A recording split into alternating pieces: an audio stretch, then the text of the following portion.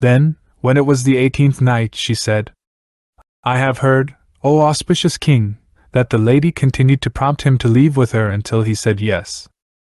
The lady went on.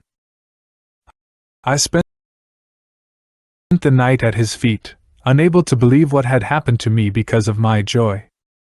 In the morning, we got up and, going to the treasuries, we took what was both light to carry and valuable, after which we left the castle and went down to the city. There we met the slaves and the ship's captain, who were searching for me and who were filled with joy when they saw me. I told them, to their astonishment, what I had seen and explained to them the story of the young man and the reason for the curse that had struck the city, as well as what had happened to its people. When my sisters, now these two bitches, saw me with the young man, they became jealous of me and angry, and they secretly schemed against me. We boarded the ship gaily, overjoyed at the profit we had made, although I was more pleased because of the young man. We stayed waiting for a wind, and when it blew fair, we made sail and set off. My sisters sat with me and we started to talk. What are you going to do with this handsome young man? They asked. I intend to take him as my husband, I replied. Then, turning, I went up to him and said, Sir, I want to say something to you and I would ask you not to refuse me. When we reach Baghdad, our city, I shall propose myself to you in marriage. You shall be my husband and I shall be your wife.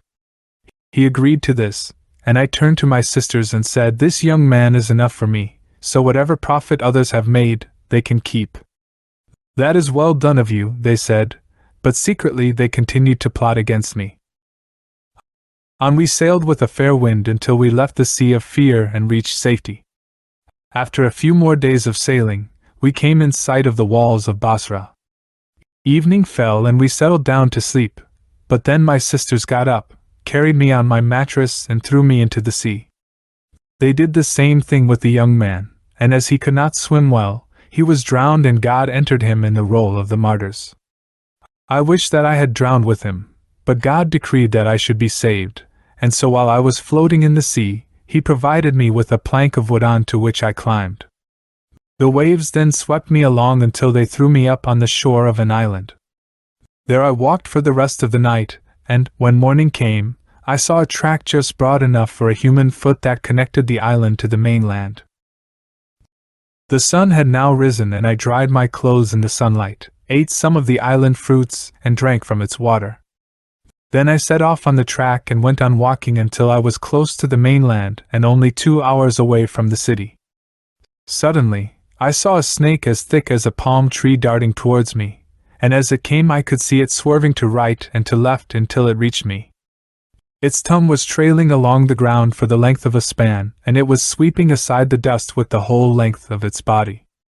It was being pursued by a dragon, thin and long as a lance. In its flight the snake turned to the right and the left, but the dragon seized its tail. The snake shed tears and its tongue lolled out because of its violent efforts to escape. Feeling sorry for it, I picked up a stone and threw it at the dragon's head, killing it instantly, after which the snake unfolded a pair of wings and flew up into the sky until it passed out of my sight. I sat there in amazement, but I was tired and sleepy and so, for a time, I fell asleep where I was. When I awoke I found at my feet a girl with 2 bitches who was massaging my feet. I felt embarrassed by her presence, and so I sat up and said, Sister, who are you? How quickly you have forgotten me, she replied. I am the one to whom you did a service, killing my foe and sowing the seed of gratitude. I am the snake whom you saved from the dragon. I am one of the jinn, as was the dragon. He was my enemy, and it was only because of you that I escaped from him. After that, I flew on the wind to the ship from which your sisters threw you overboard, and after taking all its cargo to your house, I sank it. As for your sisters, I turned them into 2 black bitches, for I know the whole story of their dealings with you, but as for the young man, he had already drowned. She then carried me off, together with the bitches, and set me down on the roof of my house, in the middle of which I could see all the goods that had been on the ship, not one thing being missing.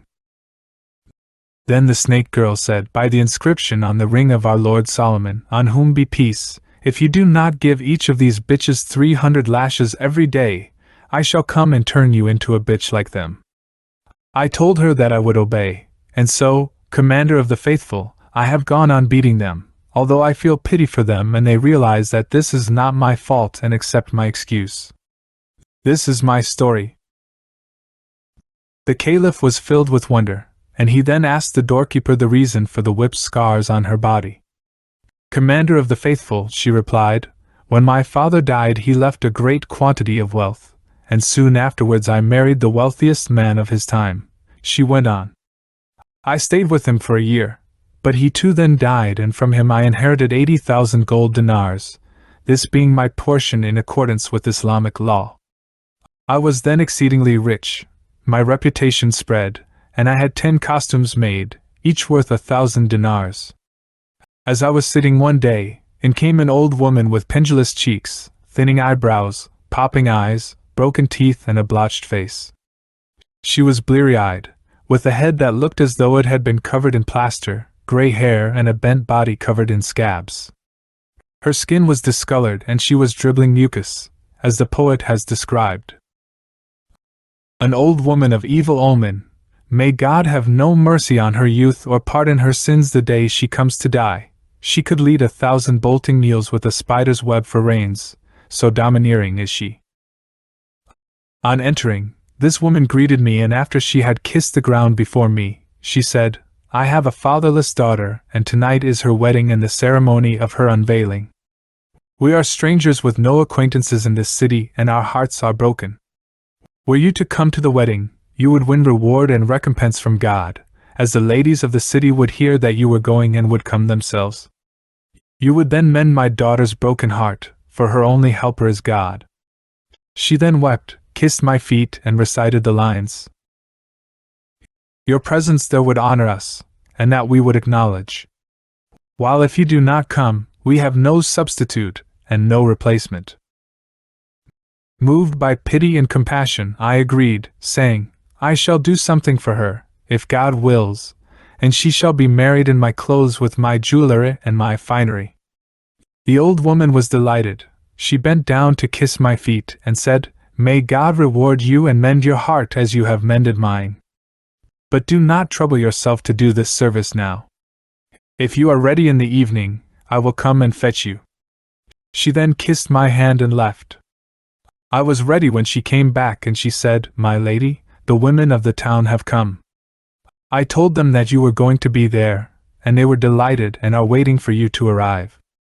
So I drew my veil and got up, taking my maids with me, and I went on until we came to a lane that had been swept and sprinkled with water, and where a cool breeze was blowing.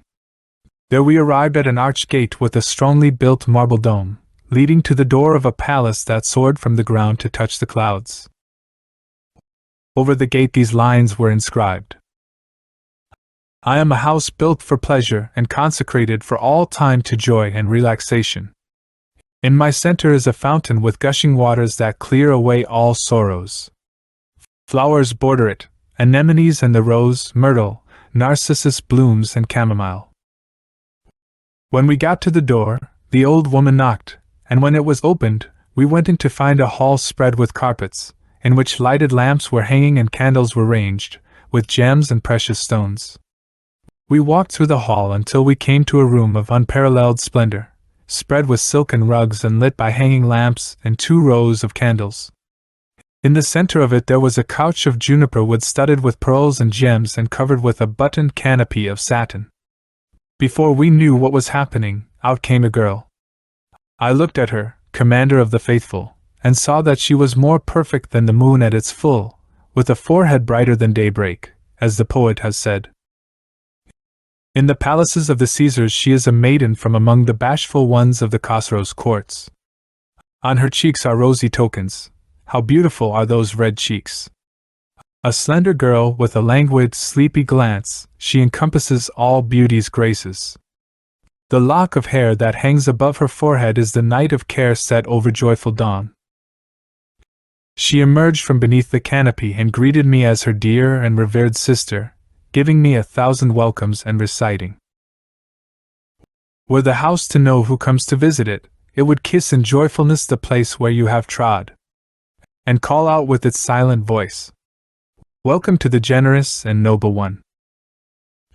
She then sat down and said, "Sister, I have a brother who has seen you at a number of weddings and festivals. He is a young man more handsome than I am, and he is deeply in love with you because of the richness of beauty and grace that you possess. He has heard that you are the mistress of your people, as he is the master of his. Because he wished to attach himself to you, he played this trick in order that I should meet you. He wants to marry you in accordance with the ordinance of God and of his apostle, and there is no disgrace in what is lawful." When I heard what she had to say and saw that I was now inside the house, I told her that I would agree. She was delighted and, after clapping her hands, she opened a door from which emerged a young man in the bloom of his youth, immaculately dressed, well-built, handsome, graceful, splendid and perfect, with engaging manners. His eyebrows were like an archer's bow and his eyes could steal hearts with licit magic, as the poet's description has it. His face is like a crescent moon, where marks of good fortune are like pearls. How excellent also are the lines! Blessed is his beauty and blessed is our God.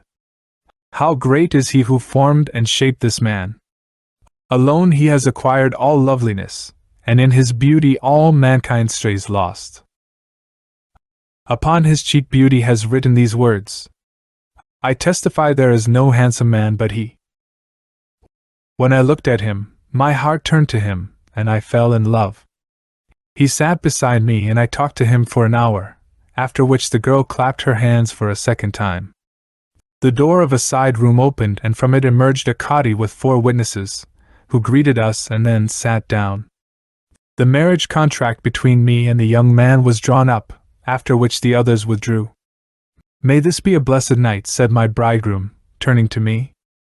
"But, my lady," he added, "I impose one condition on you." "What is that?" I asked. He got up and fetched a copy of the Quran and said, "Swear that you will not look at any other man but me, or incline to him." I swore to that, to his great joy. He embraced me and my whole heart was filled with love for him. Servants then set out a table and we ate and drank our fill. Night fell and he took me to bed, where we continued to kiss and embrace until morning. We continued in this state for a month, living in happiness and joy, and at the end of that time I asked my husband's leave to go to market to buy some material. After he had given me permission, I put on an outdoor mantle, and taking with me the old woman and a servant girl, I went down to the market. There I sat in the shop of a young merchant who was known to the old woman. She told me that he was a youth whose father had died, leaving him a huge amount of money. "He has a great stock of goods," she added. "You will find whatever you want, and no trader in the market has finer fabrics." Then she told the man to produce for me the most expensive stuff that he had, and he replied, "To hear is to obey." The old woman then began to sing his praises, but I told her, "There is no necessity for this. All we want is to get what we need and then to go back home." The man brought out what we were looking for and we produced the money for him, but he refused to take anything and said, "This is a guest gift for you today from me." I said to the old woman, "If he refuses to accept the money, then give him back the stuff."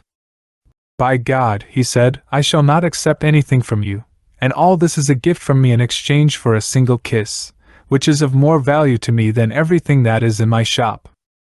"What good will a kiss do you?" asked the old woman, but then she told me, "You heard what he said, daughter. What harm will a kiss do you, and you can then take what you want? Don't you know that I have sworn an oath?" I asked, but she went on, "Stay silent and let him kiss you. You will have done nothing wrong, and you can take back this money." She continued to inveigle me, until I fell into the trap and agreed. I then covered my eyes and hid myself from the passers-by with the edge of my veil. He put his mouth on my cheek beneath my veil and, after kissing me, he bit me hard, piercing the skin of my cheek so that I fainted. The old woman held me to her breast, and when I recovered my senses, I found the shop closed, with her grieving over me and saying, God has averted what could have been worse. Then she said to me, "Come back to the house with me and pull yourself together, lest you be shamed. When you get home, go to bed, pretend to be sick and cover yourself up. I will fetch you something with which to treat this bite, and it will soon be better." After a while, I got up, full of care and extremely fearful, and I walked very slowly home, where I acted as though I was sick. At nightfall, in came my husband. He asked, "My lady, what happened to you while you were out?" "I'm not well," I said, "and I have a headache." He looked at me, lit a candle, and came up to me. "What is this wound on your tender cheek?" he asked. "After receiving your permission to go out today to buy materials, I left the house but was pushed by a camel carrying firewood. My veil was torn and, as you can see, I got this wound on my cheek, for the streets are narrow here.